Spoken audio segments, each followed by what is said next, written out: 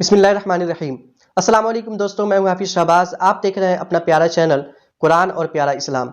बहुत सारे आपके मैसेजेस आए हुए थे कि एग्ज़ाम के लिए, इम्तिहान के लिए कोई ऐसा वजीफ़ा बताया जाए जिसे पढ़ने के बाद हम 100% मार्क्स, 100% नंबर ला सके। दोस्तों, बहुत ही आसान, बहुत ही पावरफुल वजीफ़ा मैं आपके लिए लेकर आया हूँ, जो कि आपको इम्तिहान गाह जहाँ पे आप एग्ज़ाम देंगे वहाँ पे इस अमल को करना है।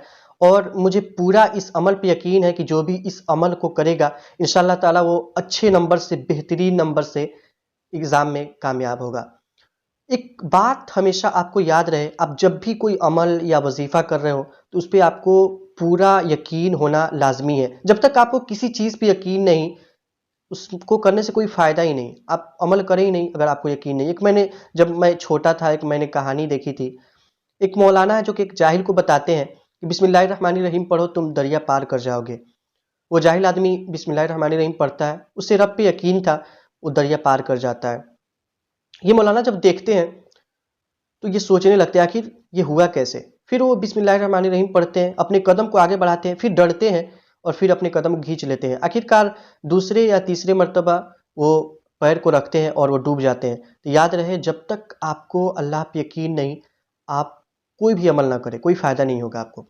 तो इस अमल पे पूरा यकीन रखें, इंशाअल्लाह ताला बहुत ही अच्छे नंबर से आप पास होंगे। तो आप इस अमल को पूरे यकीन के साथ कीजिए, इंशाअल्लाह ताला आपको कामयाबी मिलेगी। वीडियो अच्छी लगी तो अपने एक दोस्त को ज़रूर शेयर कीजिएगा। अमल करने का तरीका क्या है, क्या पढ़ना है, आइए मैं आपको बताता हूँ। दोस्तों, वजीफ़ा बहुत ही आसान है। आपको करना क्या है मैं आपको बताता हूँ। सबसे पहले आपको जब इम्तिहानगाह में जब आपके पर्चे मिलेंगे एग्ज़ाम देने के, तो आप सवालिया पेपर जो है उसे देखिए नहीं, उल्टा रख दीजिएगा। उल्टा रखने के बाद आपको सबसे पहले दुरूद इब्राहिमी जो कि नमाज में आप पढ़ते हैं, अल्लाहुम्मा सल्ली अला मुहम्मदिन व अला आलि मुहम्मदिन, इस दुरूद शरीफ को आपको 3 मरतबा पढ़ना है।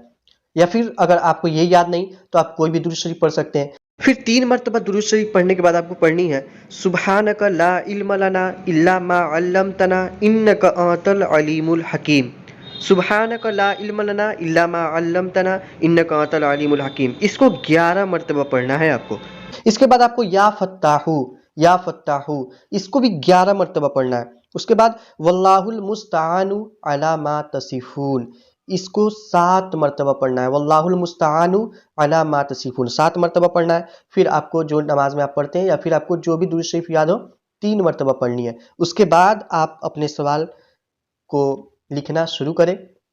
और फिर जब आप एग्ज़ाम के जो पेपर है, जो आप कॉपी जमा कराने जाएंगे, आप 3 मरतबा कुल हुवल्लाहु अहद पढ़ें और फिर उस कागज़ पे फूँक दें और अपने पेपर को जमा करा दें। इंशाअल्लाह ताला मेरी पूरी उम्मीद है, गारंटी है कि आप एग्ज़ाम में कामयाब होंगे। दोस्तों, वीडियो अपने एक बेस्ट फ्रेंड को ज़रूर शेयर कीजिएगा।